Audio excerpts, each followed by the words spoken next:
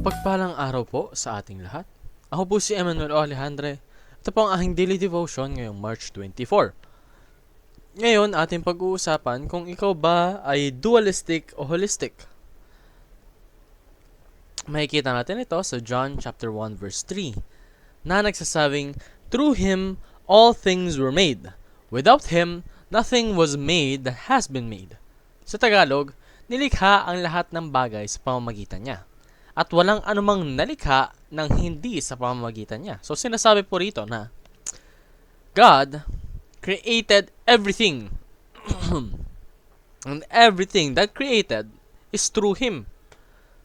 At walang anuman, there is no such thing that has been created that was not through Him.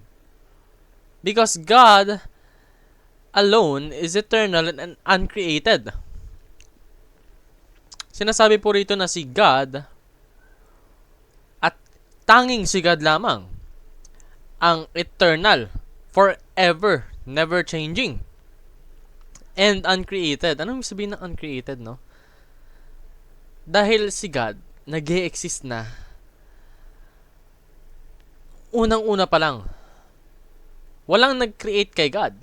God has existed and will continue to exist forever and ever. And He is alone in that because evil has a beginning and end. Pati po yung evil, merong simula at merong katapusan.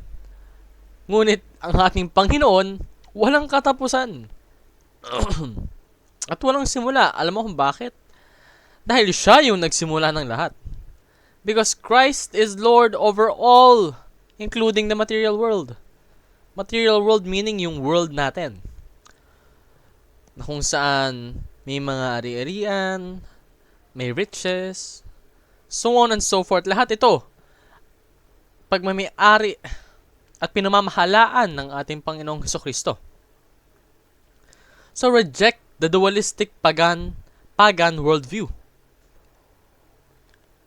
And embrace the holistic biblical worldview. Dahil yung biblical worldview po, ito po yung magbibigay sa atin ng eternal life na tanging si Kristo lang yung magpa-provide sa atin.